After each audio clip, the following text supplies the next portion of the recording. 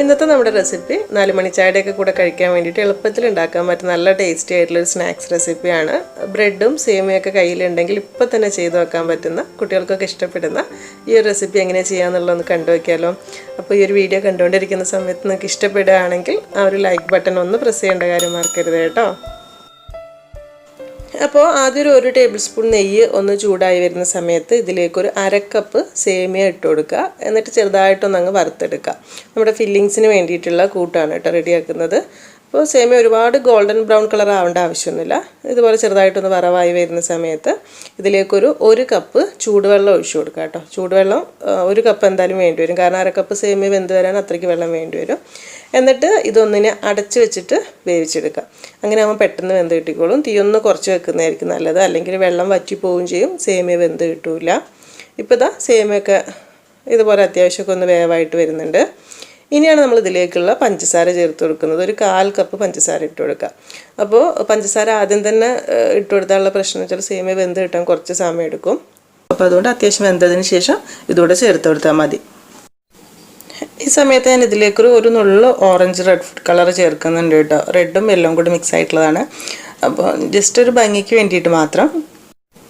ഈ സമയത്ത് ഇതിലേക്ക് കുറച്ച് ഏലക്കാപ്പൊടിയും കൂടെ ചേർത്ത് കൊടുക്കുന്നുണ്ട് കേട്ടോ. പഞ്ചസാര ഏലക്കയും കൂടെ പൊടിച്ചിട്ടുള്ള പൊടിയാണ്. നല്ലൊരു ഫ്ലേവറിന് വേണ്ടിയിട്ട് അതുകൂടെ ചേർത്തിട്ട് നല്ലോണം മിക്സാക്കി കൊടുക്കുക. എന്നിട്ട് ഇതിലുള്ള ഈ ഒരു പഞ്ചസാര നല്ലോണം ഇതുപോലെ മെൽറ്റായി വന്നിട്ട് അതൊന്നങ്ങ് വറ്റി കിട്ടിയാൽ മതി. അപ്പോൾ കറക്റ്റ് പരുവായിട്ടുണ്ടാവും. ഇതാ ഈ ഒരു രീതിയിലാവുന്ന സമയത്ത് നമുക്ക് ഗ്യാസ് ഓഫ് ചെയ്ത് വെക്കാം. ഇതിന് ഒരിത്തിരി അങ്ങ് ചൂടാറുമ്പോൾ അങ്ങനെ വിട്ട് വരുന്ന കറക്റ്റ് പാകമായിട്ട് കിട്ടിക്കോളും. ഇതൊരു സൈഡിലേക്ക് മാറ്റി വെക്കാം. ഈ സമയത്ത് ഇതൊന്ന് അടച്ച് വെക്കണം കേട്ടോ, അല്ലെങ്കിൽ സേമിയ ചിലപ്പോൾ ഒന്ന് ഡ്രൈ ആയ പോലെ ആയിപ്പോകും.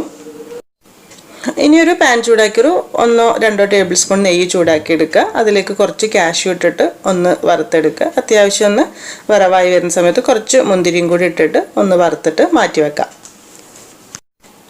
ഈ ഒരു നെയ്യിലേക്ക് തന്നെ ഒരു 1/4 കപ്പിൻ്റെ അടുത്ത് തേങ്ങ ചിരവിയത് ഇട്ട് കൊടുക്കുക. എന്നിട്ട് ചെറുതായിട്ടൊന്ന് വറുത്തെടുക്കുക. ഒരുപാട് നേരം വറുത്തെടുക്കേണ്ട ആവശ്യമൊന്നുമില്ല, ഒന്നങ്ങ് ചൂടാക്കി എടുത്താൽ മതി.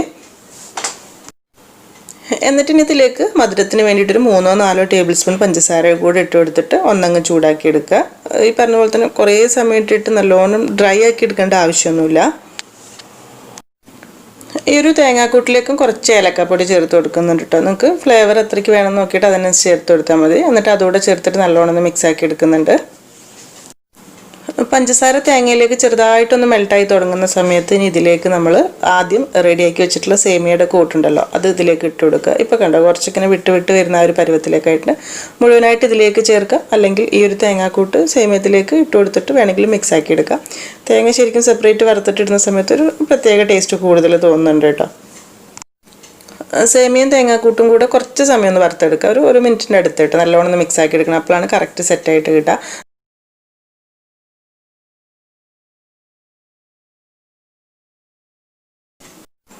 ഈ സമയത്ത് നമ്മൾ ആദ്യം വറുത്ത് മാറ്റി വെച്ചിട്ടുള്ള കാഷ്യൂ മുന്തിരിയും കൂടി ഇട്ട് കൊടുത്തിട്ട് നല്ലോണം ഒന്ന് മിക്സ് ആക്കി എടുക്കുന്നുണ്ട്. എന്നിട്ട് ലാസ്റ്റ് ഇതിലേക്കൊരു 1 ടീസ്പൂൺ നമ്മുടെ വെള്ള എള്ളുണ്ടല്ലോ അതുകൂടെ ചേർത്ത് കൊടുത്തിട്ട് മിക്സ് ആക്കി എടുക്കുന്നുണ്ട്. ഇപ്പോൾ ഗ്യാസൊക്കെ ഓഫ് ആക്കിയിട്ടുണ്ട്, എല്ലാം കൂടെ കറക്റ്റ് സെറ്റായിട്ട് കിട്ടിയിട്ടുണ്ട്. അപ്പോൾ നമ്മുടെ ഫില്ലിങ്സ് ഒക്കെ റെഡി ആയിട്ടുണ്ട്. ഇതൊരു സൈഡിലേക്ക് മാറ്റി വെക്കാം. ശരിക്കും ഇത് ഇങ്ങനെ തന്നെ ഈ ഒരു സമയത്ത് കോരി കഴിക്കാൻ നല്ല ടേസ്റ്റാണ് കേട്ടോ. നമ്മൾ മുൻപൊരു വീഡിയോ ഇതുപോലെ ചെയ്തിട്ടുണ്ട്. സിമ്പിളായിട്ടുള്ള സ്വീറ്റ് ആയിട്ട് ഉണ്ടാക്കാം. എന്തായാലും ഇപ്പോൾ ഇതൊരു സൈഡിലേക്ക് വെച്ചിട്ട് ഇനി ഒരു 4 പീസ് ബ്രെഡാണ് എടുത്തിട്ടുള്ളത്.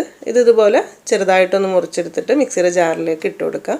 വലിയ ജാറാണ് എടുത്തിട്ടുള്ളത്. സൈഡൊന്നും കളയേണ്ട ആവശ്യമൊന്നുമില്ല കേട്ടോ. എന്നിട്ട് ഇതിലേക്കൊരു 3 ടേബിൾ സ്പൂൺ പഞ്ചസാരയും കൂടി ഇട്ട് കൊടുക്കുന്നുണ്ട്. ബ്രെഡിൻ്റെ കൂട്ടിന് ചെറിയൊരു മധുരം കിട്ടാൻ വേണ്ടിയിട്ട്. ഇനി ഇതിലേക്ക് നല്ലൊരു ഫ്ലേവറിന് വേണ്ടിയിട്ട് കുറച്ച് ഏലക്കാപ്പൊടി ഇട്ട് കൊടുക്കുക. നമുക്ക് നോക്കിയിട്ട് ഇട്ട് കൊടുക്കുക കേട്ടോ, കാരണം മുട്ടയുടെ മണം തീരെ പറ്റാത്തവർക്കാണെങ്കിൽ ഇത് കുറച്ച് കൂടുതൽ ഇട്ട് കൊടുക്കുക. ഇനി വാനില എസൻസ് ഉണ്ടെങ്കിൽ ഒരു 1/4 ടീസ്പൂൺ അതുകൂടെ ഉണ്ടെങ്കിൽ കുറച്ചുകൂടെ നല്ലതായിരിക്കും. എന്നിട്ട് ഇതിലേക്ക് ഒരു 3 കോഴിമുട്ട പൊട്ടിച്ചൊഴിച്ച് കൊടുക്കുക. ഇനി ഈ ഒരു ബ്രെഡും മുട്ടയും കൂടെ മിക്സിയിൽ നന്നായിട്ടൊന്ന് കറക്കിയിട്ട് വരാം. ഇത് ആക്കിയെടുക്കുന്ന സമയത്ത് ഇതുപോലെ ആയിരിക്കും ഉണ്ടാവുക. ഇപ്പോൾ നോക്കുമ്പോൾ കുറച്ചൊരു കട്ടി കൂടുതലുണ്ടാവും. അപ്പോൾ ഒന്നുകൂടെ ഒന്ന് ലൂസാക്കാൻ വേണ്ടിയിട്ട് നമ്മൾ ഇതിലേക്ക് കുറച്ച് പാലാണ് ഒഴിച്ചു കൊടുക്കുന്നത്. ഒരു 1/4 കപ്പും പിന്നെ ഒരു 2-3 ടേബിൾ സ്പൂൺ വേണ്ടി വരും കേട്ടോ. മിക്സാക്കി നോക്കിയിട്ട് ഒരു കട്ടി നോക്കിയിട്ട് ഒഴിച്ചു കൊടുത്താൽ മതി. പാലൊഴിച്ച ശേഷം ഇതുപോലെ നല്ലോണം മിക്സ് ആക്കി എടുക്കുക, അല്ലെങ്കിൽ മിക്സിയിൽ ഒന്നും കറക്കി എടുത്താലും മതി. ഈ സമയത്ത് തന്നെ ഇതിലേക്കൊരു 1 ടേബിൾ സ്പൂൺ സൺഫ്ലവർ ഓയിൽ കൂടെ ഒഴിച്ചു കൊടുക്കുന്നുണ്ട് കേട്ടോ. 1 to 1.25, അതിൽ കൂടുതൽ വേണ്ട. അതുകൂടെ ചേർത്തിട്ട് നല്ലോണം ഒന്ന് മിക്സ് ആക്കി എടുക്കുക. ഇതാ ഈ ഒരു രീതിയിലാണ് അപ്പോൾ നമ്മുടെ ബാറ്റർ വേണ്ടത്. ഈ ഒരു കട്ടി കറക്റ്റ് ആയിരിക്കും, കൂടുതൽ ലൂസും അല്ല കൂടുതൽ ടൈറ്റും അല്ല. ഇനിയിപ്പോൾ ഇത് വേവിച്ചെടുക്കാനായിട്ട് ഒരു നോൺ സ്റ്റിക്കിൻ്റെ സോസ് പാനാണ് എടുത്തിട്ടുള്ളത്. അതിലേക്ക് ഒരു 1/2 ടീസ്പൂൺ നെയ്യ് ഒഴിച്ചിട്ടൊന്ന് ചൂടാക്കി കൊടുക്കുക. അപ്പോൾ ഇതിൻ്റെ അടിയിലൊരു പഴയ തവയോ നോൺ സ്റ്റിക്ക് പാൻ എന്തെങ്കിലും ഉണ്ടെങ്കിൽ ഒന്ന് വെച്ച് കൊടുക്കുകയാണെങ്കിൽ നന്നായിരിക്കും കേട്ടോ. അതൊരു ഡയറക്റ്റായിട്ടുള്ള തീ തട്ടിയിട്ട് പെട്ടെന്ന് കരിഞ്ഞു പോകാതിരിക്കാൻ വേണ്ടിയിട്ടാണ്. എന്നിട്ട് ചൂടായിട്ടുള്ള ഇതിലേക്ക് നമ്മൾ റെഡിയാക്കിയിട്ടുള്ള ബ്രെഡിൻ്റെ ബാറ്റർ ഉണ്ടല്ലോ, അതൊരു പകുതി ഒഴിച്ചു കൊടുക്കുക, ഫുള്ള് വേണ്ട. ഇതാ ഈ ഒരു രീതിയിൽ എല്ലാ ഭാഗത്തേക്കും ഒന്നങ്ങ് എത്തിച്ചു കൊടുത്താൽ മതി കേട്ടോ. കുറച്ചൊരു ടൈറ്റ് ആയിരിക്കും, കുഴപ്പമില്ല.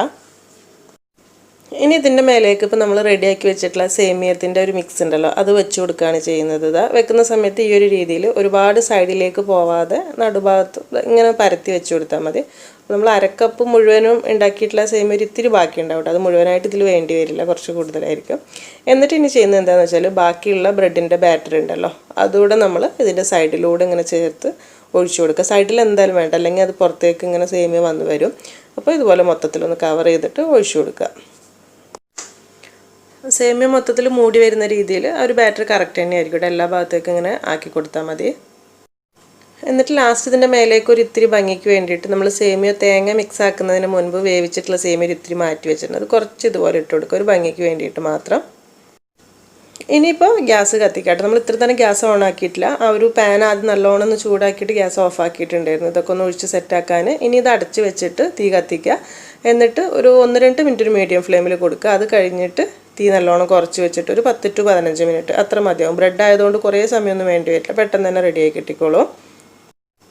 ഒരു 10 മിനിറ്റൊക്കെ കഴിഞ്ഞ് തുറന്ന് നോക്കുന്ന സമയത്ത് ഇപ്പോൾ സൈഡ് ഭാഗമൊക്കെ അത്യാവശ്യം വെന്ത് വന്നിട്ടുണ്ട്. പക്ഷെ നടുവിൽ ഒരു ഇത്തിരി കൂടെ വേവാൻ ബാക്കിയുണ്ട് കേട്ടോ. തൊട്ട് നോക്കുന്ന സമയത്ത് നനവുണ്ടെങ്കിൽ ഒരു 5 മിനിറ്റ് കൂടെ ഒന്ന് അടച്ച് വെച്ച് കൊടുക്കുക. എന്തായാലും അത് മുഴുവനായിട്ട് വെന്ത് വരണം. ഇപ്പോൾ നോക്കുന്ന സമയത്ത് ഇതാ ഇതുപോലെ ചെറിയൊരു കളർ വ്യത്യാസം ഉണ്ടാകും, പക്ഷേ പ്രശ്നമില്ല. നമ്മളൊരു സ്ക്വയറായിട്ട് വെച്ച് കുത്തി വെക്കുന്ന സമയത്ത് മാവൊന്നും ഇതിൽ പിടിക്കുന്നൊന്നുമില്ല. അപ്പോൾ ഉൾഭാഗമൊക്കെ കറക്റ്റ് വെന്തിട്ടുണ്ടാവും. ഇനിയിപ്പോൾ ചെറുതായിട്ടൊന്ന് തിരിച്ചിട്ട് കൊടുത്താൽ കറക്റ്റ് ആയിക്കോളും. അപ്പോൾ പിന്നെയും കുറേ സമയത്ത് വെച്ച് കഴിഞ്ഞാലുള്ള പ്രശ്നം എന്ന് വെച്ചാൽ ബ്രെഡ് ആയതുകൊണ്ട് തന്നെ അടിയിൽ പെട്ടെന്ന് കരിയാൻ ചാൻസ് ഉണ്ട്. അപ്പോൾ അത് നോക്കിയാൽ മതി. ഇതുപോലെ നോക്കുന്ന സമയത്ത് സൈഡൊക്കെ കറക്റ്റായിട്ട് തന്നെ വിട്ട് വന്നിട്ടുണ്ട്. അപ്പോൾ നമുക്കൊരു പാനിലേക്ക് ഒന്ന് കമിഴ്ത്തിയിട്ട് കൊടുക്കുക. ആ സമയത്ത് പാനിലൊരു ഇത്തിരി നെയ്യ് തടവിയിട്ടുണ്ടായിരുന്നു കേട്ടോ. പിന്നെ കമിഴ്ത്തിയിട്ട് കഴിഞ്ഞാൽ കുറേ സമയം വേണ്ട, കാരണം ബ്രെഡ് ആയതുകൊണ്ട് തന്നെ പെട്ടെന്ന് കരിഞ്ഞു പോകാൻ ചാൻസ് ഉണ്ട്. അപ്പോൾ അതുകൊണ്ട് ഒരു 30 സെക്കൻഡോളൊക്കെ തന്നെ മതിയാവും. അപ്പോഴേക്ക് തിരിച്ചു വെക്കുമ്പോൾ അതാ കറക്റ്റ്. ചെറുതായിട്ടൊരു കളർ വ്യത്യാസത്തിന് വേണ്ടി മാത്രം. അപ്പോൾ ഇത്രയേ ഉള്ളൂ പരിപാടി. ഇപ്പോൾ മേൽഭാഗമൊക്കെ കറക്റ്റ് തന്നെ വെന്ത് വന്നിട്ടുണ്ട് കേട്ടോ. വേവാത്ത പ്രശ്നമൊന്നുമില്ല, കറക്റ്റ് സെറ്റായിട്ടുണ്ട്. ഇനിയിപ്പോൾ നമുക്കിതൊരു ചെറിയ ചൂടോടുകൂടെ തന്നെ മുറിച്ച് കഴിക്കാം കേട്ടോ. മുറിച്ച് കഴിക്കുന്ന സമയത്ത് ഇതാ ഇതുപോലെയാണ് ഉണ്ടാവുക. മധുരം ഇഷ്ടപ്പെടുന്ന ആളുകൾക്ക് തീർച്ചയായിട്ടും ഇഷ്ടപ്പെടും. എന്താണെന്ന് വെച്ചാൽ ആ ഒരു സേമിയയും ബ്രെഡിൻ്റെ കൂട്ടും എല്ലാം കൂടെ ഇങ്ങനെ കഴിക്കുന്ന സമയത്ത് നല്ലൊരു ടേസ്റ്റായിട്ട് തോന്നുന്നുണ്ട്. അപ്പോൾ നിങ്ങൾക്ക് ഇഷ്ടപ്പെട്ടിട്ടുണ്ടെങ്കിൽ ആ ഒരു ലൈക്ക് ബട്ടൺ ഒന്ന് പ്രസ് ചെയ്യേണ്ട കാര്യം മറക്കരുത്. അതുപോലെ തന്നെ ചെയ്തു നോക്കുന്നുണ്ടെങ്കിൽ ഫീഡ്ബാക്ക് അറിയിക്കാനും മറക്കരുത്. ഇനി എന്തായാലും നല്ല റെസിപ്പീസായിട്ട് പുതിയ വീഡിയോയിൽ കാണാം. താങ്ക്